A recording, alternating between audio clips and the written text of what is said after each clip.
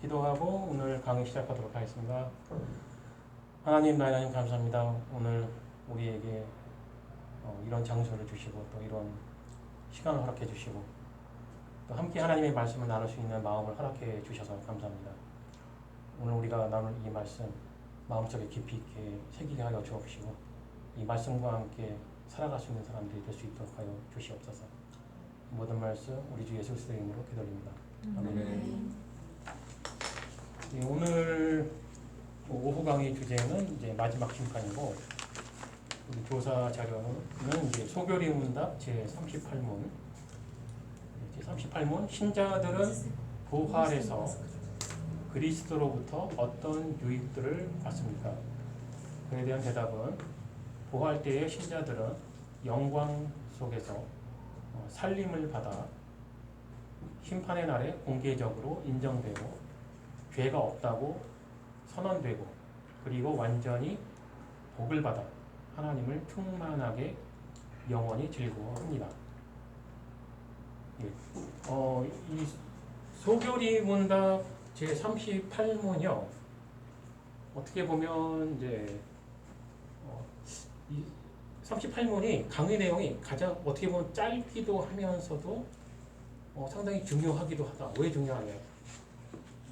결론이거든요, 사실은. 그러니까, 사실은 저는 좀 내심 개인적으로 아쉬운 건 사람들에게 뭐냐면요.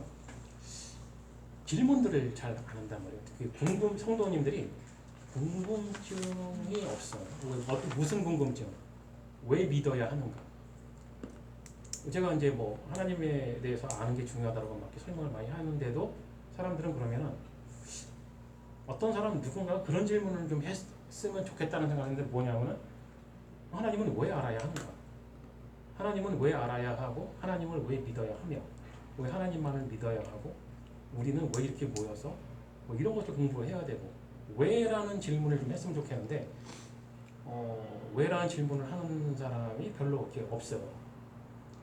그런데 이 제38문이 바로 그 모든 왜라고 하는 질문에 대한 해답이에요. 이것이. 이게 이제 그 영화라고 하는데 신학적인 용어로 이제 영화에 대한 그 교리인데 지금까지 이제 소교리 문답 1번부터 37문까지 여러분들하고 함께 이렇게 강의에 참여하면서 저도 이제 좀 설명하기가 좀 쉬워졌어요. 왜냐면은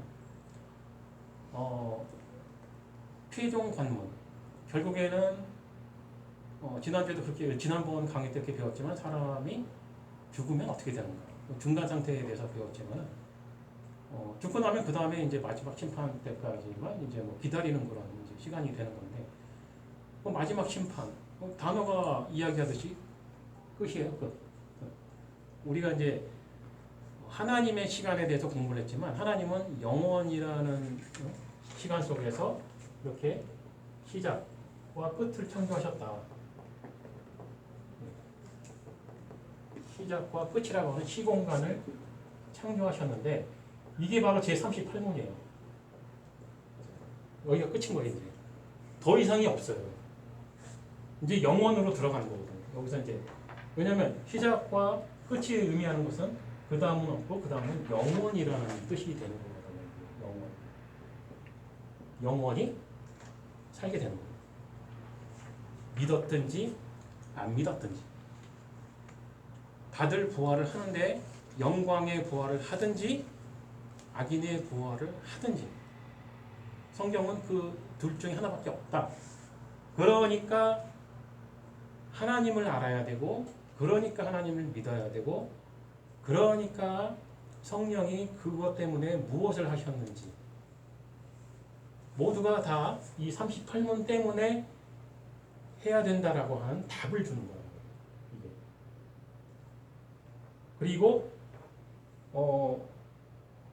우리가 세상의 학문도 마찬가지지만은 뭐든지 뭔가를 시작할 때는 그래서 궁극적인 목적이 무엇인데 라는 그 목적이 주어져야 되잖아요. 뭔가를 공부할 때면 내가 뭔가 되기 위한 그 목표 때문에 공부를 시작을 하는 거잖아요.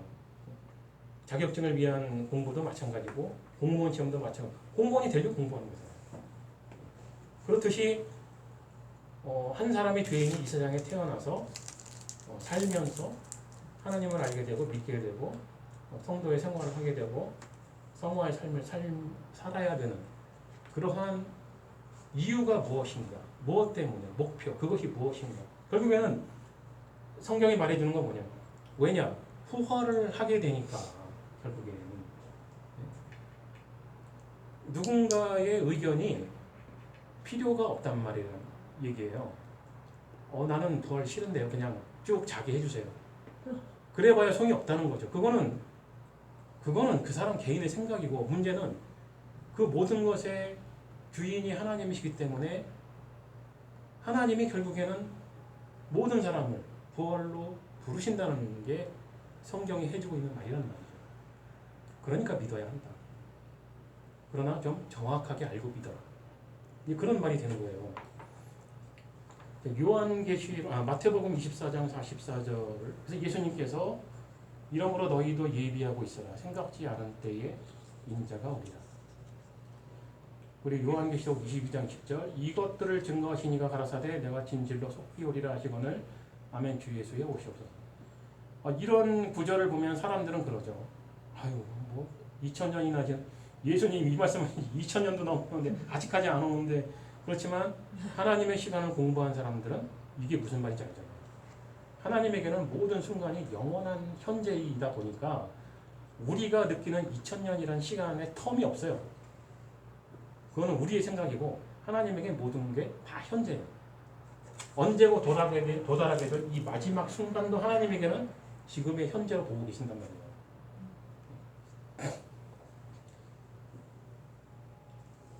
그래서 마태복음 24장 30, 오늘 성경 구절을 좀 많이 읽게 될 텐데 24장 36절 37절 그러나 그날과 그때는 아무도 모르나니 하늘의 천사들도 아들도 모르고 오직 아버지만 아시느니라. 노아의 때와 같이 인자의 임함도 그러하리라. 그러니까 저는 이런 성경 구절이 당연히 존재하는데도 불구하고 왜 사이비 교주들의 말을 그렇게 믿고 싶어하는지 이해가 안 되는데 이단 사이비 구별 너무 쉽잖아요. 왜 예수님이 명백하게 말씀하셨잖아요. 그날과 그때는 아무도 모른다. 아무도 모른다는 그 아들은 자기 자신을 얘기하는 거예요. 아니 뭐 모를 리가 없겠죠. 뭐 창조주 하나님이신데 모를 리는 없겠지만 그런데 이런 건 강조의 말씀이거든요. 나도 모를 거니까 나한테도 물어보지 마라. 그런 말이잖아요. 나한테조차도 물어보지 마라. 왜? 안 가르쳐주겠다는 얘기거든요. 그건 아무도 안 가르쳐주고 그렇기 때문에 아무도 알 수가 없다. 그러니까 안다고 누군가가 말을 한다면 그 사람이 아무리 도덕적으로 훌륭해 보이고 깨끗해 보이고 가난한 자들을 돕고 뭐 불쌍한 사람을 위해서 자기의 신체 일부를 떼어주는 사람일지라고 할지라도 이 예수님의 말씀에 의하면 그 사람은 이단 사이비예요. 다른 거 보지 마라. 왜? 하나님이 아니라고 그랬는데 왜 그걸 믿고 싶어 하냐고 도대체가. 그래서 누가복음 17장에도 이제 그런 말씀하시죠. 사람이 너에게 말하되 보라 저기 있다 보라 여기 있다. 지금 딱 사이비 교주들이 하는 말이잖아요. 하리라. 예수님이 이렇게 말씀 그렇게 할 거야 라고까지 가르쳐 주시잖아요. 그러나 너희는 가지도 말고 쫓지도 말라. 그런 사람들이 분명히 존재하는데 듣지도 말고 따라다니지 마라. 번개가 하늘 아래 이편에서 번뜩하여 하늘 아래 저편까지 비침같이 인자도 자기 날에 그러하리라. 순식간에 온다는 건데 이단 사이비들이 예수님의 재림에 대해서 아주 창조적인 그런 상상들을 하더라고요. 예수님께서 요한계시록에 의하면은 여기 나와요. 요한계시록 1장 7절 볼지어다 구름을 타고 오시리라. 악인의 눈이 그를 보겠고 그를 찌른 자들도 볼 터이요 땅에 있는 모든 족속이 그를 인하여 예곡하리니 그러하리라 하며 이 무슨 말이에요? 부활하신 그 몸을 보시겠다는 거잖아요. 그러니까 육체가 있다는 거예요. 그럼 세상 모든 사람의 눈이 그 육체를 볼 거라는 거예요. 그런데 우리가 알고 있는 유명한 그 신천지가 뭐라냐? 영이 온대잖아요. 근데 왜 그런 말을 믿는지 모르겠어. 왜 성경은 안 읽고 그런 말을 그렇게 믿고 싶어 할까? 그 다음에 또, 자, 이런 거에 의하면은, 뭐, 이렇게, 휴거설도 마찬가지예요. 지금 휴거설에 대해서 말을 하기는 시간이 너무 짧아서 내 말을 못하겠지만, 그것도 믿을 바가 못 돼요. 왜냐? 뭐 공중재림 뭐 이런 걸로 이렇게 이야기를 많이 하는데 오늘 제가 주일학교 설교 시간에 그런 얘기했지만은 하나님의 성령이 어떻게 사람 마음에 임하느냐, 어떻게 우리 안에 거하게 되느냐. 논리적으로 말이 안 되잖아요. 그런데 우리 안에 거한다. 결국엔 그 열쇠의 키는 뭐였어요? 하나님의 말씀이었단 말이죠. 자, 그게 좀 그래서 하나님의 진리는요. 자기의 원하시는 자들이 아니면 그 해석을 사실 정확하게 주지 않는 경향이 있어요. 제가 보니까 좀 헷갈리게 비틀어서 좀 해석을 하게 알아듣게 하는 그런 것들이 좀 있더라. 이제 경험적인 지식이긴 한데. 그러면 그렇게 해서 뭐가 드러나느냐? 참된 신자와 그렇지 않은 자들이 구별이 되는 거예요. 그런 것처럼 휴거설 같은 것도 마찬가지예요. 제가 교리의 등급에 대해서 이야기했지만 특별히 종말론에 대해서는 C등급으로 분류를 해요. 명확한 게 없어요. 종말론이 개혁주의에서도 종말론이 있지만 그것조차도 완벽하게 100% 믿을 필요도 없다. 왜? 예수님 지금 쭉 그 얘기 하셨잖아요. 오기는 온다. 분명한 거, 야, 오기는 온다. 부활한다. 근데 언젠지 모른다. 어떻게? 그것도 안 가르쳐준다. 근데 왜 자꾸 안다 그러냐? 그런데 종말론에 대한 연구를 많이 한단 말이에요. 그래서 전천년설, 후천년설, 뭐 그것까지 내가 나중에 설명할 기회가 있을지 모르지만 뭐 무천년설 해가지고요. 종말론에 대한 이론이 한 4-5가지가 되는데 다 알아둬야 할, 상식적으로 알아둬야 할 필요는 있으나 어느 한 가지를 확실하게 그냥 그렇다라고 믿을 건 없더라. 근데 그러니까 우리 38문을 통해서 우리가 지금 설명했듯이 알아야 되는 거는 그거예요. 명확한 거. 반드시 재림하신다. 그건 예수님의 약속의 말씀이기 때문에 그건 우리가 반드시 믿어야 되는 믿음의 내용이에요. 두 번째.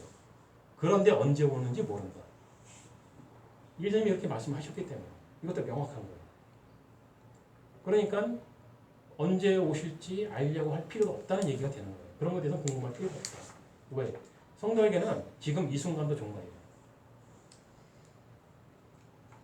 사람들 그런 비유를 좀 들어서 미안한데 최근에 우리 교회에 아프신 분들이 많죠. 그럴 줄 누가 알았어요? 사람의 몸이라면 그렇게 약해요. 강한 것 같지만 개개인으로 봐서도 지금 이 순간이 다 종말이에요. 이게 갓 태어난 아기부터 지금 나이 많으신 어르신들까지 누구에게나 다 종말은 똑같아요. 전 세계적으로 올 종말이 분명히 있으나 그건 우리가 걱정할 필요가 없어요. 사실은. 왜? 그거보다 내가 더 중요하죠. 내가 지금 내일 당장 어떻게 될지 모른단 말이에요. 어떻게 그런 사건 많잖아요. 뉴스 보면 차 타고 가다가 괜히 죽을 일이에요. 그게? 누가 그런 교통사고 날 거라고 상상이나 했나? 중국의 비행기 직선으로 떨어진 것 같죠. 그걸 누가 알고 그걸 탔냐고요. 그래서 모든 사람에게는 지금 현재 이 시간이 종말이에요. 종말로 그렇게 깊이 있게 뭐 연구할 것도 없고 지금 당장 너 지금 여기서 갈지도 몰라. 이게 종말론이에요. 그래서 지금 이 순간 네가 예수 그리스도의 복음에 대하여 어떻게 믿느냐가 정말 중요한 것이다. 사실은 종말론이 존재하는 이유도 그것 때문에 그래요. 지금 이 순간 하나님의 말씀을 어떻게 믿고 있느냐, 성령이 함께 하시느냐, 이게 가장 중요한 거예요. 또 하나 이제 우리가 그렇다고만 알아야 되는 지식이 있는데 지옥에 대한 것. 마가복음 9장 44절 49절. 거기는 구더기도 죽지 않고 불도 꺼지지 아니하느니라. 사람마다 불로써 소금 치듯함을 받으리라. 이런 건 다 비유의 말씀이에요. 그러니까 둘 중에 하나잖아요. 한 부류는 영광의 부활로 나와서 영원히 그리스도와 함께 영원히 마르고 닳도록 행복하게 잘 사는 삶이 있을 것이고 그 나머지 그렇지 않은 삶이 있을 거라는 거죠. 불신자들의 삶인데 그 불신자들의 삶에 대한 설명이지만 이 구절처럼 똑같이 진짜로 뭐 불로 소금짓을 치는 그런 거는 아니겠죠. 그렇잖아요. 그런 건 아니고 어떤 비유의 말씀인데 정확하게 그게 어떤 건지 아무도 알 수가 없어요. 왜? 본 사람이 없죠. 왜냐하면 이 끝이 온 게 아니니까. 끝이 오고 난 다음에 이 일이 벌어질 건데 이 샘플을 본 사람이 아무도 없다는 거죠. 그래서 이런 것도 굳이 공상할 필요 없다. 다만 그들의 삶이 따로 준비되어 있다는 건 명확하다는 거죠. 그러나 그들의 삶은 불신자의 삶이다.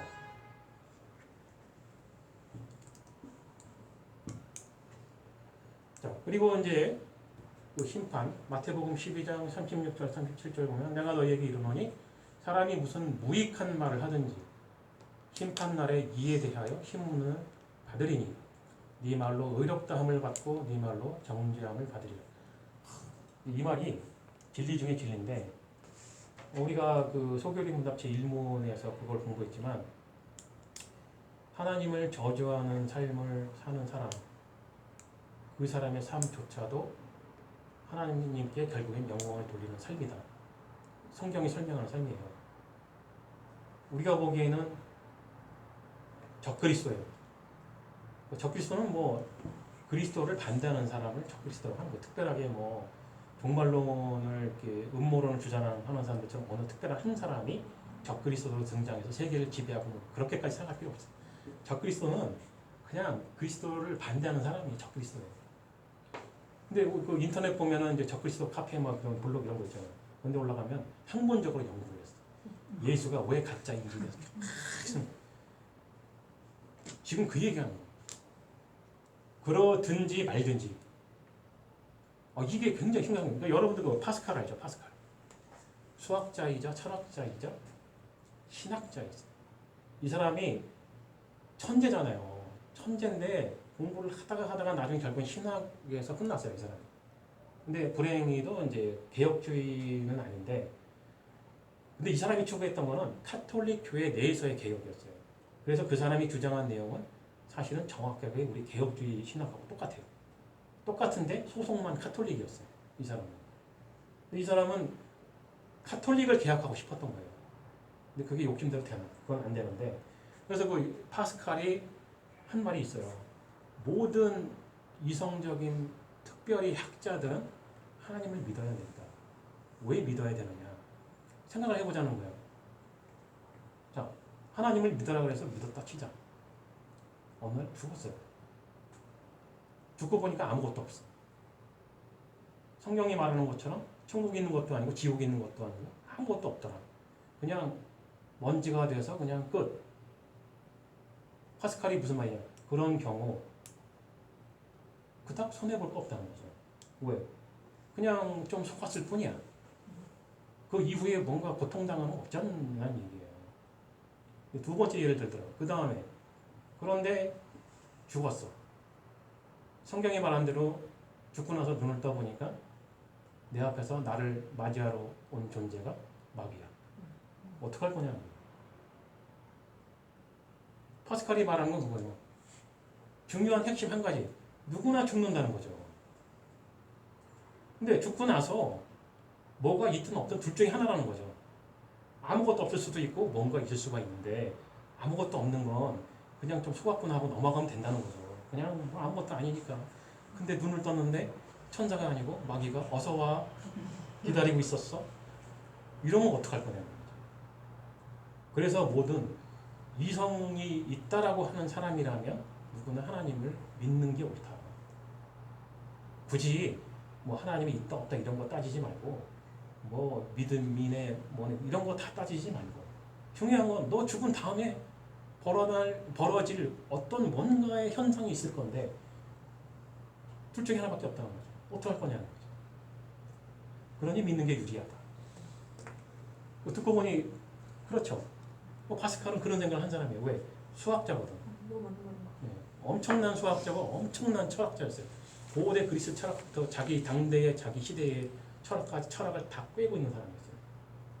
그리고 신학까지 공부했고 제가 보기에는 개혁주의 신학도 공부를 한 거예요. 이 사람이. 자기네 카톨릭 신학도 공부하고 개혁주의 신학도 공부했는데 의리상 카톨릭만 안 따라한 것 같아. 내가 보기에는.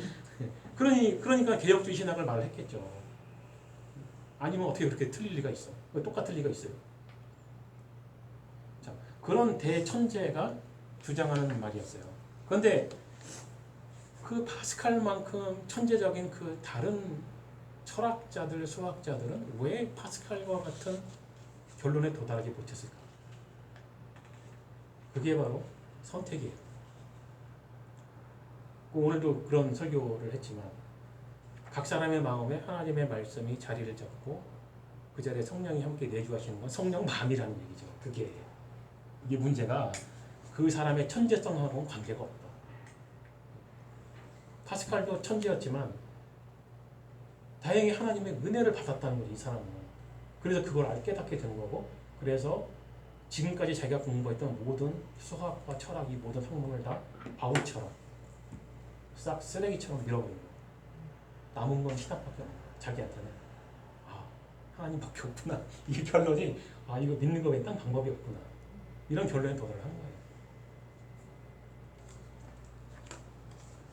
이 파스칼이 공부하면서 지금 우리가 보고 있는 이 성경 말씀들을 심각하게 본 거예요. 고린도후서 5장 10절 이는 우리가 다 반드시 그리스도의 심판대 앞에 드러나 각각 선악간에 그 몸으로 행한 것을 따라 받으려 합니다. 파스칼이 이 글을 안 읽었겠어요? 이 사람이 읽었다고 분명히.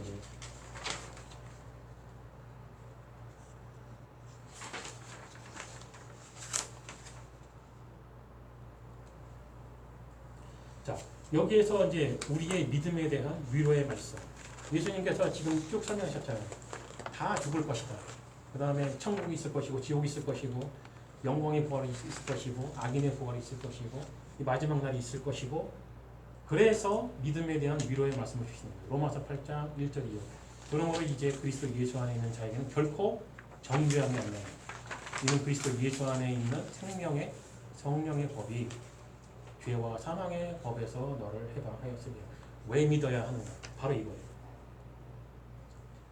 아무것도 우리가 뭔가 할 수 있는 게 없어요. 우리의 죽음을 우리가 컨트롤할 수 있나? 못해요. 생명이 있는 모든 존재는 자기 스스로가 살아있는 게 아니기 때문에 하나님께 그 생명을 받았기 때문에 걷어가시는 그 날에 무조건 걷어가게 돼 있어요. 그냥 끝. 누군가에게든지 반드시 끝이 온다. 그리고 그 이후에 뭔가가 있다. 아무것도 없든지. 그러나 성경은 있다고 하니까 그것에 대한 확실한 지식과 믿음을 갖는 자들에게 주시는 위로의 말씀. 믿는 너에게는 정죄함이 없다는 거죠. 이게 바로 구원의 완성. 전에 제가 그 얘기했죠. 구원이라는 것은 딱 어느 한순간을 구원이라 할 수 없다. 부르심부터 이 마지막 날까지. 이 마지막 날이 곧 이제 성화의 끝이잖아요. 성화의 단계를 끝이면서 우리가 우리의 육체의 생명이 끝나는 날. 이게 성화의 끝이고 구원의 완성의 날입니다. 이제 재림을 하시고 나의 이름을 불러주셔서 내가 영광에 부활을 했을 때 그것이 곧 구원의 완성이 됩니다. 그러니까 구원은 시작과 완성이 있다. 그리고 그 구원의 완성, 끝이 바로 부활이다. 그러니까 예수님께서 이 부활 문제 때문에 굳이 우리와 같은 육신을 입고 이 땅에 오신 거예요. 이 문제가 해결이 되니까. 세상 모든 사람이 부활을 하게 될 거니까.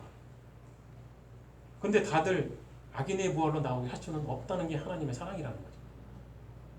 그렇게 해서 하나님이 선택하신 그 사람들을 영광의 부활로 부르시기 위하여 사람으로 오셨고 고난받고 십자가에서 못 박혀 죽으시고 그리고 중요한 건 반드시 부활을 하셨다는 거죠. 본인이 부활하지 않으면 나머지도 없으니까. 예수님이 부활 안 하시면 다른 사람들도 부활이 없어요. 그래서 부활을 하신 거예요.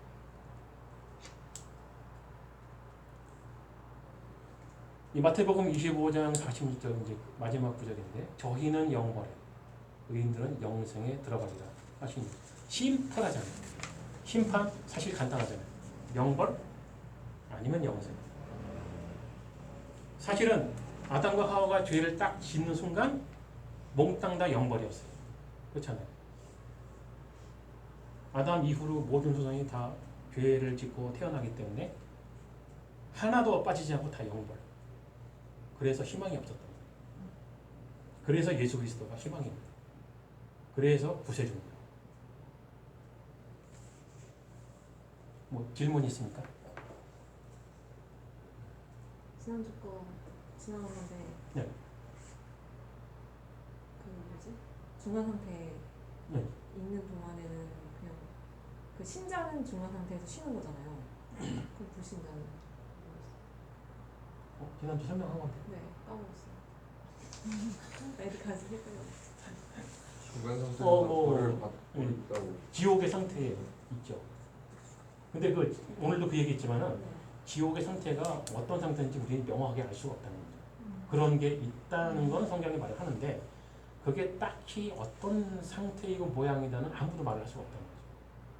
근데 제가 자신 있게 말할 수 있는 것은 하나님과 함께 있지 않는 것 자체가 이미 벌이에요. 인간에게는. 아 그리스도와 함께 있지 않으니까. 중간 상태에서 행복할 수 없고 하나님께 상응하지 못하는 상태이기 때문에 그거 자체가 이미 지옥이다. 사실 오늘 그 주일 예배 설교 때도 좀 더 끔찍하게 말하려다 말았는데 그러니까 하나님께 사랑받지 못한 상태 자체가 지옥이라는 걸 말을 하고 싶었지만 그건 꼭 참았어야 돼요. 뭔가 참았는데 하셔도 됐을 것 같은데 애들은 별로 신경 지옥이라고 안 생각 안 해요. 애들 별 생각 없을 것 예전에 그래서 좀 농담인데 그 지금 중간 상태 지나고 나서 이제 들어가서 그러니까 죽음의 유익이 그거잖아요. 천상의 예배. 그러니까 지금 예배 드리고 말씀 듣고 기도 그러니까 즐겁게 그걸 즐기면서 완전 하나님과 완전한 교제를 하는 거잖아요. 근데 어떤 그 신학대 선생님이 그런 거라면 나는 천국 안 가고 싶다고 예배 드리기 싫으니까 천국 가면 계속 이제 하나님 보고 예배하고 교제하고 이런 상태니까 지금 생각하면 본 재미가 없다. 그게 왜 천국일까? 이해는 돼요. 왜 이렇게 말을 했는지 이해는 되는데 근데 아까 뭐 그 얘기 나오자 그런 얘기를 하든지 말든지 중요한 건 끝이다. 문제는 그런 게 온다. 그러니까 애들한테 그렇게 얘기하셔도 우리 그러니까 알니까 우리는 그게 끔찍한 거라고 생각하지만 애들은 하나님과 함께 있지 않은 사람이 끔찍하다는 생각을 안 할 것 같아요. 글쎄요. 저는 개인적인 느낌으로는 그렇게 쉽게 판단을 안 하려고 하지만 우리의 아이들 중에 몇 명이라고는 할 수는 없지만 적어도 한두 명 정도는 조금 깊이 있게 생각하는 아이들이 있는 것 같다는 생각이 들더라고요.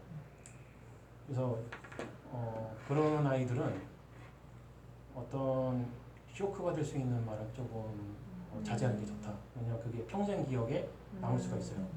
맞아, 또 어릴 때 들은 거는. 그러니까 제가 항상 복음을 전할 때에 항상 갖는 자세이지만 몇 명이 있든지 간에 나는 한 사람에게 하는 식으로 설명을 해요. 100명이 있어도 나한테는 한 사람에게 지금 대화를 나누겠다는 생각으로 설교를 하든가 강의를 하든가 하기 때문에 나에게는 한 사람이 중요한 거죠. 여러 명이 중요한 게 아니고 대중을 끌어모을 생각은 없어요. 그 중에 한 사람을 위한 이 설교이다. 나는 그것으로 너무 행복한 거죠. 그래서 한 사람에게 이야기하듯이 항상 조심을 하는 편이기 때문에 그런 게 있다. 근데 그 요즘에 제가 아이들 대면 예배하면서 제가 받는 느낌은 주목하지 않을 것 같은 애들이 주목을 하는 경우가 있더라고요. 설교하다 보면 이렇게 얼굴들을 이렇게 보잖아요. 전혀 아닐 것 같은 아이들이 집중하는 경우를 봐요. 쟤 왜 집중하지? 좀 그런 생각도 하는데 좀 생각들을 하는 것 같더라고요. 아닌 것 같으면서도 말을 표현을 잘 못해서 그렇지 아마 그런 게 아닐까. 제가 지금까지 봐온 사람들 중에 참 믿음이 있는데도 불구하고 이걸 말로 잘 표현 못하는 사람들이 있더라고요. 어떤 사람들은 설명을 잘하고 근데 어떤 사람은 분명히 믿고 있는 그 내용도 설명을 잘 못해요. 말로는. 근데 어떤 상황이 닥치면 행동으로 그 자기 신앙을 표현하는 사람들이 있더라고요. 그래서 섣불리 나 개인은 누가 진짜 믿음이 있다 없다를 판단을 안 해요. 내가 판단해봐야 잘 맞지도 않고 이걸 찝어낼 만한 능력이 있는 것도 아니고 해서 그래서 이 말씀을 전하는 자들은 항상 기도하는 마음으로 전할 수밖에 없는 거죠. 그래서 다른 건 좀 그럼 일단 기도하고 강의를 마치겠습니다. 하나님 나라님 감사합니다. 오늘 우리가 마지막 날에 대해서 함께 말씀을 나눠보았습니다. 세상 모든 존재에게 반드시 다가올 그날 때문에 하나님께서 사람이 되셨다는 것을 우리가 생각을 해보았습니다. 수많은 사람들이 우리 주 예수 그리스도가 세상 모든 사람을 구원하기 위해 왔다는 그런 헛된 공상들을 하고 있습니다. 그리고 자기의 사랑하시는 자, 자기의 백성을 구원하기 위해 이 마지막 날 때문에 그렇게 오셨다는 것을 우리가 좀 더 깊이 있게 깨닫고 알게 하여 주옵시고 이 말씀을 반드시 우리와 함께 이야기를 나눌 사람들과 진실되게 나눌 수 있도록 하여 주시옵소서.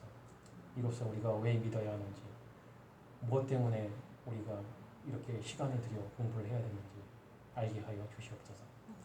이 모든 말씀 우리 주 예수 그리스도 이름으로 기도드립니다. 아멘.